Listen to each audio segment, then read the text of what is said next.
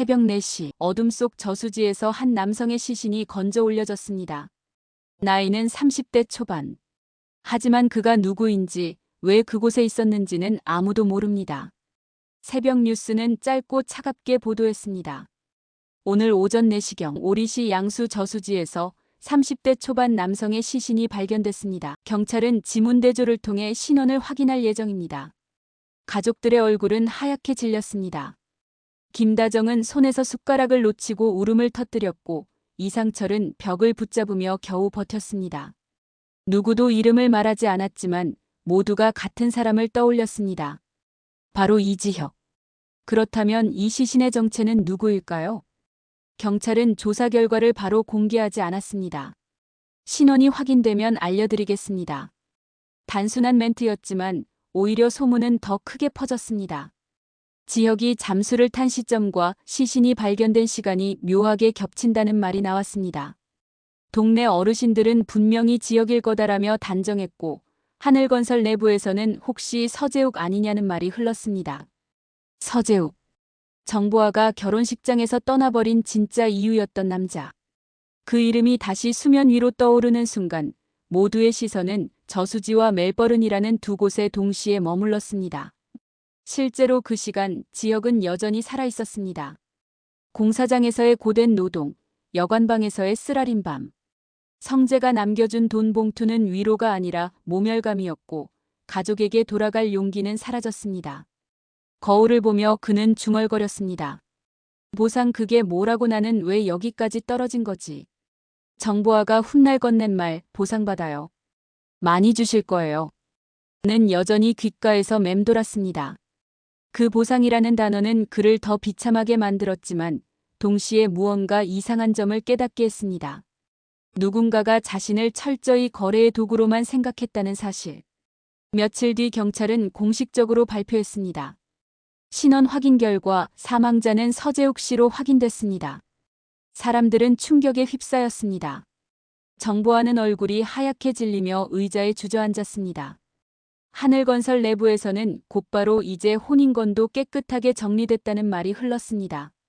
하지만 이 발표에는 이상한 점이 많았습니다. 첫째, 시신에서 신분증이 발견되지 않았다는 것. 둘째, 휴대폰도 없었고 심지어 통장 거래 내역은 사망 추정 시점 이후까지 살아있었다는 것. 셋째, 에덴 보육원 기록과 현재의 인적사항 사이에 작은 불일치가 있었다는 것. 즉, 누군가가 의도적으로 서재욱이라는 이름을 시신에 덧씌운 겁니다. 정순이는 TV 앞에 멍하니 앉아있다가 결국 오열했습니다. 설마 그 아이가? 은호가 다가와 묻자 정순이는 손사래를 쳤습니다. 아무것도 아니야. 그냥 마음이 약해서 그래. 하지만 혼자 방에 남자마자 그녀는 낡은 봉투를 꺼냈습니다. 그 안에는 오래전 자신이 병원에서 받았던 서류 에덴 보육원 입소 확인서가 있었습니다. 그 순간 정순이의 손은 떨리고 있었습니다. 고성애 역시 밤마다 불안에 시달렸습니다. 그녀의 금고 속에도 에덴 보육원 관련 기록이 있었습니다. 만약 그 아이가 진짜 죽은 게 아니라면 내가 쌓아 올린 모든 게 무너질 수 있어. 그녀는 숨죽여 중얼거렸습니다. 은호는 성재의 고백을 받았지만 쉽게 대답하지 못했습니다. 마음 한쪽엔 여전히 지역이 있었고 동시에 고성희와 정순이의 알 수 없는 기묘한 시선이 떠올랐습니다. 프로젝트를 맡기며 고성희가 했던 말, 은호 씨, 낯설지 않네요. 꼭 내가 잃어버린 무언가 같아요. 그 말은 은호를 혼란스럽게 만들었습니다. 혹시 자신과 서재욱 그리고 이 두 여인 사이에 어떤 비밀이 숨어 있는 걸까? 성재는 은호를 지켜주고 싶었지만 동시에 지역과의 우정 때문에 괴로웠습니다. 결혼식 파국 이후 친구가 몰락하는 걸 보면서도 손을 내밀지 못했던 죄책감이 깊었습니다. 이제야 은호에게 다가갔지만 그 역시 자신이 지역을 배신하는 게 아닌지 혼란스러웠습니다. 은호 후배, 나 어떻게 생각해요? 고백 이후에도 그의 표정은 밝지 않았습니다. 지화는 영라의 운전기사로 일하면서 그녀의 기묘한 삶을 목격했습니다. 나이조차 어머니에게 물어봐야 하는 영라. 그 모습은 자유를 잃은 새처럼 보였고 지화는 점점 연민을 넘어선 감정을 품게 됐습니다. 하지만 영라 역시 뭔가 숨기고 있었습니다. 그녀의 일기장에는 나는 누구인가라는 문장이 반복되어 있었습니다. 혹시 그녀 역시 어머니 고성이가 감춰온 비밀의 희생자인 건 아닐까? 결국 시신의 정체에 대한 의혹은 더 커졌습니다. 현장에 있던 경찰 중 한 명이 익명으로 흘렸습니다. 솔직히 말해요. 지문 대조 결과도 애매했어요. 그런데 왜인지 위에서 빨리 서재욱으로 정리하라더군요.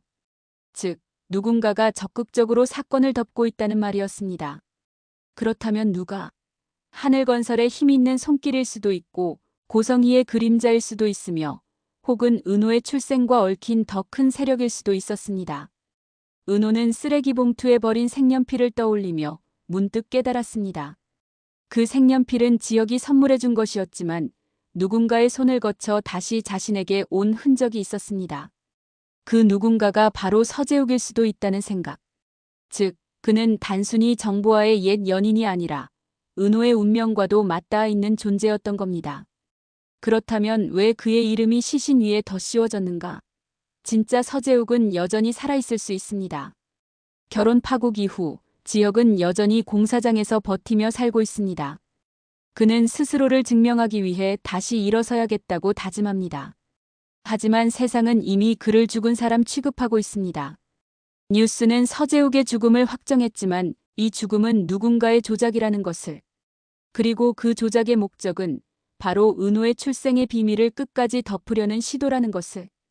저수지에서 발견된 남성은 누군가의 희생양일 뿐 진짜 서재욱은 여전히 어딘가에 살아있을 가능성이 크다. 정순이와 고성이가 감춘 과거, 그리고 에덴 보육원이라는 키워드는 은호와 서재욱을 하나로 묶고 있다. 보상과 조건 때문에 무너진 지역은 이제 진실을 마주하면서 다시 일어설 수 있을까? 성재의 고백, 지역의 흔적, 그리고 자신을 흔드는 출생의 비밀 속에서 은호는 어떤 길을 선택할까? 사랑 없는 결혼이 남긴 건 보상이었지만 저수지에서 건져 올린 건 단순한 시신이 아니었습니다. 그건 조작된 신분, 감춰진 출생, 그리고 누군가의 죄악이었습니다. 오늘 이야기도 끝까지 들어주셔서 감사합니다.